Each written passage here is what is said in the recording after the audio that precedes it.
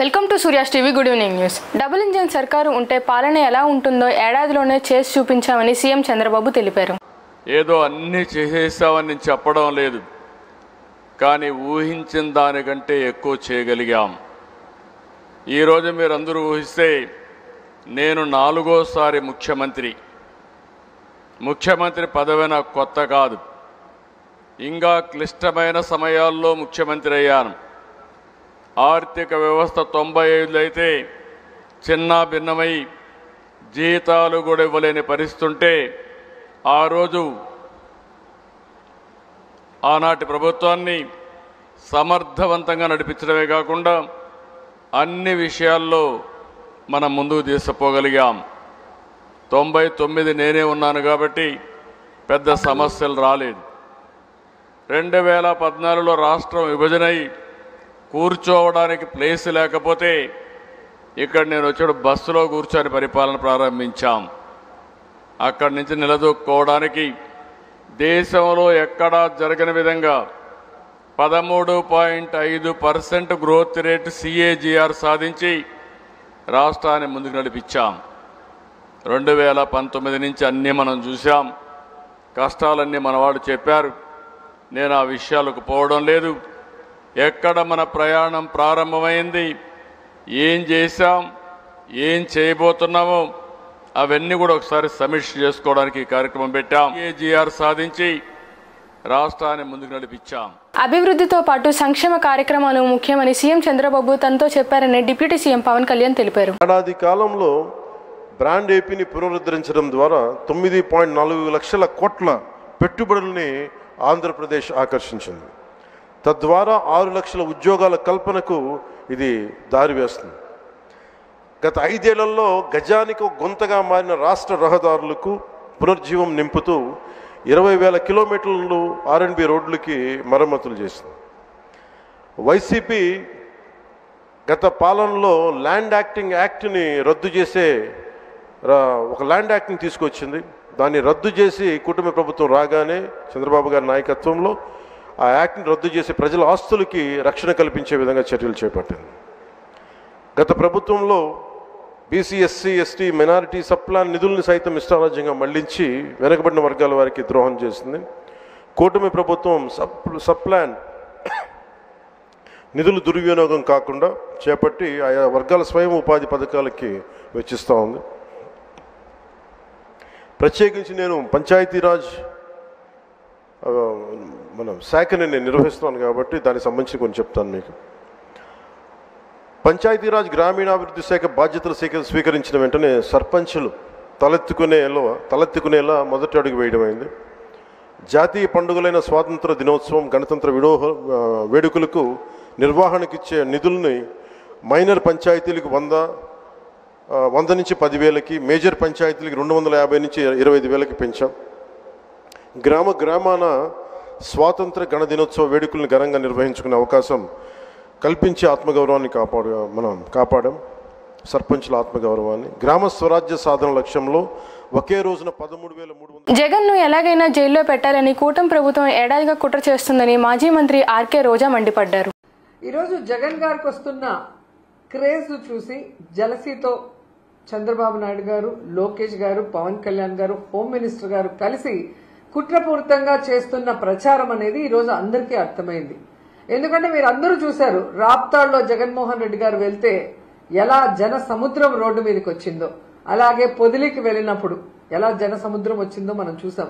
సత్తెనపల్లికి వెళ్ళినప్పుడు సో ఎక్కడెక్కడ జగనన్న వెళ్తుంటే అక్కడ జన సముద్రం ఆయన వెనక ప్రవాహంలాగా పరుగులు తీస్తుంటే సో మళ్లీ జనాల్లో ఒక చర్చలేసింది. ఇది ఈవీఎంల వల్ల వచ్చిన ప్రభుత్వమే తప్ప జగనన్న మీద ప్రజలు అభిమానం అలాగే ఉంది, జగనన్నకి ఓట్లు వేసింది నిజం అనేది ప్రచారం అవుతుంటే అది చూసి సహించలేక ఎక్కడ ప్రోగ్రాం అయితే అక్కడ లోకల్ లీడర్స్ ని, లోకల్ ఇన్ఛార్జెస్ ని ఎలా కేసులు పెట్టి ఇబ్బంది పెడుతున్నారో మనం కళ్ళారా చూసాం. సో ఈ 1 year లో మీరు చూస్తే జగన్ గారిని ఎలాగైనా కేసు పెట్టి లోపల పెట్టాలన్న ఒక కక్ష సాధింపుతో మరి చంద్రబాబు నాయుడు, లోకేష్ అడుగడుగున ఆయన మీద అవినీతి ఆరోపణలు చేస్తూ ఏ విధంగా లిక్కర్ కేసులో గాని, ఇసుక కేసులో గాని, మిగతా కేసుల్లో లేని ఉన్నట్టు సృష్టించాలని చూశారు. కానీ అవి ఏవి జరగకపోయేసరికి నిన్న ఒక ఇన్సిడెంట్ జూన్ 18వ తేదీ జగనన్న వెళ్తున్న కాన్వాయ్లో ఒక మనిషి చనిపోయాడు అని చెప్పి ఈ రోజు ఏదైతే చెప్తున్నారో అది జూన్ 18వ రోజు ఎస్పీ గారి ఇంటర్వ్యూ చూసినా ప్రెస్ నోట్ చూసినా మీకు అర్థమవుతుంది. జగన్ గారి కాన్వాయ్కి సంబంధం లేదు. జగన్ గారి కాన్వాయ్ ముందు ఒక ప్రైవేటు వెహికల్ అతనికి గుద్దింది అని చెప్పి ఆ వెహికల్ నెంబర్ కూడా చెప్పి ఆ వెహికల్ ఎవరిదో వారి పేరు మీద కేసు కూడా రిజిస్టర్ చేయడం జరిగింది. కానీ జూన్ 22వ తేదీకి అది ఎలా జగన్మోహన్ రెడ్డి గారి కారు అయింది, జగన్మోహన్ రెడ్డి గారు మానవత్వం లేకుండా మనిషిని తొక్కించిపోయాడు అని చెప్పి అదే ఎస్పీ గారితో మాట్లాడించడం అనేది ఇక్కడ ప్రజలు గమనిస్తున్నారు అన్న విషయాన్ని చంద్రబాబు నాయుడు లోకేష్ గారు తెలుసుకోవాలి. ఎందుకంటే తిరుమలలో కూడా మనం చూసాం, నెయ్యిలో ఏ కల్తీ జరగలేదని ఈవో గారు చెప్పిన దానికి 4 రోజుల తర్వాత మళ్లీ చంద్రబాబు నాయుడు గారు బలవంతంగా ఏదో ఉంది అని చెప్పించినప్పుడు ప్రజలందరూ అర్థం చేసుకున్నారు చంద్రబాబు నాయుడు గారి కుట్ర. సో ఇక్కడ కూడా అదే, జగన్మోహన్ రెడ్డి గారిని ఎలాగైనా కేసు పెట్టి ఇరికించాలి అనుకుంటున్నారు. కార్యకర్తలు చనిపోయిన జగన్ ర్యాలీ కొనసాగించారు అని హోంమంత్రి మండిపడ్డారు. ఆ జగన్మోహన్ రెడ్డి షో చేశాడు, ఒక రోడ్ షో చేశారు. అతను వెళ్ళేదేమో ఒక పరామర్శకి వెళ్తున్న వ్యక్తి రోడ్ షో చేస్తున్నాడు. ఇంచుమించుగా అతని ఇంటి దగ్గర నుంచి తాడేపల్లిలో అతని ఇంటి దగ్గర నుంచి 10:30కి స్టార్ట్ అయిన వ్యక్తి సాయంత్రం 4 గంటలకి ఆ రెంటపల్లి వెళ్ళారంటే ఒకసారి ఆలోచన చేయండి. ఎంత స్లోగా మూవ్ అయ్యి ఎంత రోడ్ షో చేసుకుని ఆయన వెళ్ళారో ఒక్కసారి జనాలు కూడా అర్థం చేసుకోవాలి. ఈ నేపథ్యంలో అతను రోడ్ షో చేసుకుంటూ అందరికీ అభివాదాలు చేసుకుంటూ అందరి దగ్గర నవ్వుతూ షేక్ హ్యాండ్లు ఇస్తూ ఆయన వెళ్తూ ఉంటే దారిలోని అతని కార్యకర్త, అతని సింపథైజర్ అంటే వాళ్ళ పార్టీ సింపథైజర్, పార్టీ కార్యకర్త కనీసం వెహికల్కి కింద పడిపోయి టైర్ కింద పడ్డాడు అన్న సంగతి తెలిసి కూడా అతను కనీసం బండి ఆపకుండా ఆ బండిని అలాగే ఆ పక్కనున్న వ్యక్తిని కనీసం పక్కన తీసి, నేనేమంటానంటే ఆ బండి కింద పడిపోయాడు వ్యక్తి, ఆ వ్యక్తిని తీసి ఇమీడియట్గా 108కో దేనికో ఫోన్ చేసి అంబులెన్స్లో పంపిస్తే కనీసం మనిషి బతికేవాడేమో. ఎంత అంటే దాన్ని ఏ పదాలు ఉపయోగించుకోవాలో కూడా అర్థం కావట్లేదండి. ఎంత నిరంకుశంగా కనీసం దయ జాలి లేకుండా ఆ వ్యక్తిని అలాగే ఈడ్చి ముళ్ళపొదల్లో పడేశారు. తర్వాత అతన్ని చూసి పోలీస్ డిపార్ట్మెంట్ వాళ్ళు 108కి ఫోన్ చేసి ఇమీడియట్గా డిపార్ట్మెంట్ వాళ్ళు హాస్పిటల్కి పంపిస్తే హాస్పిటల్కి వెళ్ళిన తర్వాత అతను చనిపోయాడని డాక్టర్స్ చెప్పడం జరిగింది. కనీసం అతను ఆ కార్ కింద పడిన తర్వాత అయినా ఇమీడియట్గా హాస్పిటల్కి పంపించి ఉంటే ఆ మనిషి బతికేవాడు కదా. అంటే ఇంత దారుణంగా దాన్ని ఏమంటారంటే కనీసం జాలి దయ లేకుండా కూడా మనుషులు ఉంటారా? మనిషి జన్మకి ఒక అర్థం ఉంటుంది. దేనంటే ఒక జాలి దయ ఎమోషన్స్ ఇవన్నీ ఉంటాయి. ఏ ఎమోషన్స్ లేని కాకిలా అంటే ఒక కాకి చచ్చిపోతే 100 కాకులు వస్తాయి. ఒక రోడ్డు మీద ఒక కుక్క చచ్చిపోతే 4-5 కుక్కలు వచ్చి కనీసం తీసి పక్కన పెట్టినంత వరకు అక్కడే చుట్టూ తిరుగుతూ అరుస్తూ ఉంటాయి. అలాంటిది సాటి మనిషి, దట్టు వైసీపీ కార్యకర్త, నీ మీటింగ్ గురించి నీ ర్యాలీ గురించి నువ్వు పిలిస్తే వచ్చినవాడు దళితుడు, నీ కారు కడ్డంగా నీ కారు టైర్ కింద నలిగిపోతే తీసి హాస్పిటల్కి లేనంత దౌర్భాగ్యమైన పరిస్థితిలో ఈరోజు జగన్మోహన్ రెడ్డి ఉన్నాడా? అంత నిర్దయగా జగన్మోహన్ రెడ్డి ఉన్నాడా? అంటే అతనికి జగన్మోహన్ రెడ్డి రాజకీయ లబ్ధి తప్పించి మనుషుల ప్రాణాలంటే లెక్కలేదా? ఇంత ఉన్మాద పరిస్థితిలో కూడా రాజకీయ నాయకులు ఉంటారా? నిజంగా నాకైతే చాలా ఆశ్చర్యం అనిపిస్తుందండి. ఇలాంటి సిచ్యువేషన్ నుంచి తన నిర్లక్ష్యంగా 2 చనిపోయారు. అతని నిర్లక్ష్య కారణంగా ఆ రోజు సింగయ్య మళ్ళీ ఇంకొక అబ్బాయి రెడ్డి 2 చనిపోయారు.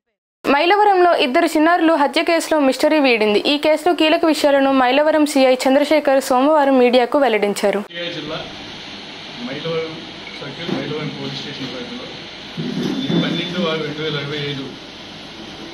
నాడు వెలుగులోకి రాబడిన వేములమడ లక్ష్మీ హిరణ్య, వేములమడ నీలాసాయి చిన్నారుల మృతి, అనుమానాస్పద మృతి విషయమే crime number 172/2025 under section 194 BNS ప్రకారం కేసు నమోదు చేయడం జరిగింది. ఈ కేసులో పోలీసు వారికి సమాచారం రాగానే దర్యాప్తు నిమిత్తం అక్కడికి వెళ్ళేటప్పటికి 2 పిల్లలు అత్యంత దారుణంగా చంపివేయబడి డీకంపోజ్డ్ పొజిషన్లో పిల్లలు మంచం మీద పడుకొని ఉండడం జరిగింది. దానితో ఇమీడియట్గా న్యూస్ టీంని పిలిపించుకోవడం, అసలు ఆ మరణానికి గల విషయాలు ఏంటి అని తెలుసుకోవడానికి పూర్తిగా నేరస్థల పరిశీలన చేయడం జరిగింది. ఈ నేరస్థల పరిశీలనలో ఒక పాయిజన్ డబ్బా, అలాగే ఒక సూసైడ్ నోట్ కూడా లభించింది. వాటిని మధ్యవర్తుల సమక్షంలో సీజ్ చేయడం, తర్వాత తండ్రి ఈ పిల్లల యొక్క దర్యాప్తులో పిల్లల యొక్క తండ్రే ఈ నేరం చేసినట్టుగా తెలిసింది. అయితే ఈ నేరం చేసిన విధానంలో ప్రజలను, చుట్టుపక్కల వారిని, పోలీసు వారిని తప్పుదోవ పట్టించడానికి ఈ సూసైడ్ నోట్ని తయారు చేసి తన ఆర్థిక ఇబ్బందుల మూలన, భాగ్య లేకపోవడం మూలన ఈయన ఒక్కడే ఈ లోకాన్ని విడిచి వెళ్ళిపోతే పిల్లలు అనాథలు అయిపోతారు, ఆడపిల్ల ఉండలేదు అని ఒక కట్టుకథ అల్లి దానిని ఒక సూసైడ్ నోట్ రూపంలో పెట్టి దాన్ని సర్క్యులేట్ చేసి పోలీసులు కనిపించే విధంగా పెట్టి పిల్లల తండ్రి ఇంటి నుంచి పారిపోయాడు. తర్వాత అయితే ఈ పారిపోయిన విషయం తెలియక పిల్లల తండ్రి ఎక్కడ చనిపోయి ఉంటాడేమో అనే ఉద్దేశంతో చుట్టుపక్కల నదులు, మన ఇబ్రహీంపట్నం ఫెరీలో కూడా చెక్ చేయడం జరిగింది. తండ్రి యొక్క ఖాళీ టెస్ట్ తీసుకొని ఎన్డీఆర్ఎఫ్ బృందాలతో చెక్ చేయించాం. ఈ ప్రకాశం బ్యారేజ్ వరకు కూడా చెక్ చేయడం జరిగింది. అయితే ఎక్కడా కూడా దొరకపోవడంతో చుట్టుపక్కల పోలీస్ స్టేషన్స్లో కూడా అన్ఐడెంటిఫైడ్ డెడ్ బాడీస్ తోటి ఈ తండ్రి యొక్క మృతదేహం ఏమైనా మ్యాచ్ అవుతుందేమో అని కూడా చెక్ చేయడం జరిగింది. అది కూడా దొరకలేదు. అయితే కంటిన్యూస్ వాచ్, ఈ సిడిఆర్ అనాలిసిస్ చేయడం వలన అయితే ఈ నిందితుడి యొక్క ఫోన్ నెంబర్ ఒకటి తెలియడంతో ఇమ్మీడియట్గా నిందితుడిని ట్రాక్ చేసి ఈ వార్తలు ఇంతటితో సమాప్తం.